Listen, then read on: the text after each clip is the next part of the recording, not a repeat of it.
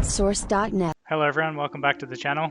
This guide's for iOS 16 and it's going to show you how to get the percentage icon back into the battery icon. So it got removed in 2018, but it's back now for iOS 16 and it will show the percentage icon in the top right hand corner. So normally you can swipe down from the right and you can see the percentage, but now you'll see it straight from the home screen and also the lock screen. So to enable this, tap settings, then scroll down and tap battery.